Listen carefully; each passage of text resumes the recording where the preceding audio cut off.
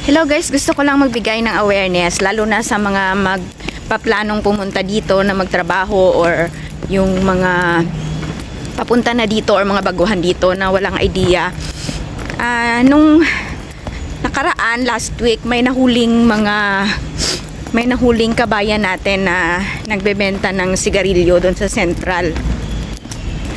Alam nyo ba na serious offense yun? Yung magbebenta nga lang ng mga damit, mga ano is hinuhuli. Ano pa kaya yung sigarilyo na bawal magbenta ng sigarilyo dito na hindi ka authorized? Hindi yung mga, hindi tulad sa Pilipinas na kahit saan pwedeng magbenta, kahit sino.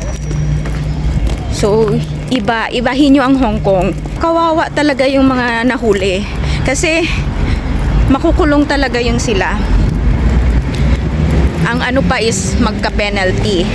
Hindi natin alam kung magkano yung penalty. Basta sigurado makukulong sila kasi bawal yun dito.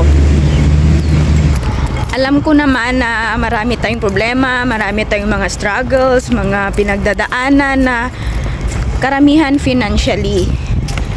Yung iba yung, alam mo yung ikaw lang lahat, inasahan lahat ng problema sa iyo pinapasa ng mga kapamilya mo. Syempre, malamang galing Pilipinas. So, mas lalaki ang problema pag gumawa kayo ng mga illegal na gawain dito sa Hong Kong kasi hindi yan palulusutin ng gobyerno dito. Lalo na mga immigrant tayo dito. Hindi tayo taga dito. So, mag-ingat-ingat talaga tayo guys. Kasi hindi sulit yung kikitain natin pag nahuli tayo, nakulong tayo dito, magka-record pa tayo, hindi na tayo makabalik dito. So, ingatan talaga natin yung background natin dito. At pag may mag-alok sa inyo na mag-part-time, wag nyo na lang tanggapin. Kasi baka yan pa yung ikakapahamak nyo. Kasi number 1 na bawal dito part-time. Yung part-time na sa amo, na yung pinagtatrabahuan mo mismo, pwede yun. Pero yung mag-part-time ka sa ibang bahay, sa ibang establishment, mga restaurant, mahugas ka niya ng plato, or magbenta ka, or bawal yun.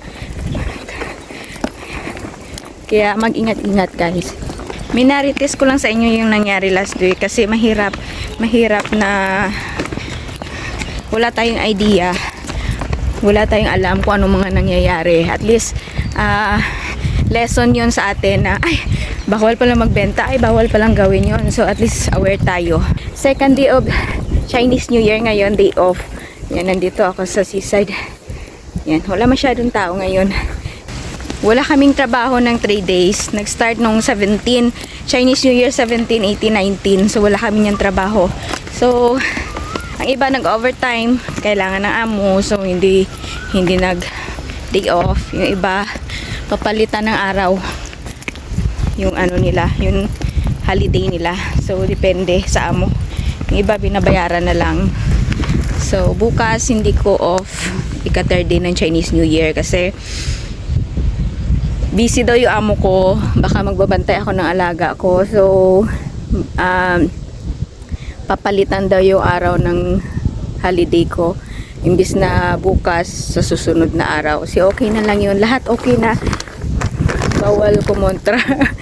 Wala naman mawawala sa'yo. So, magsang-ayon ka na lang. Magbigay ka na lang din ng favor sa amo mo.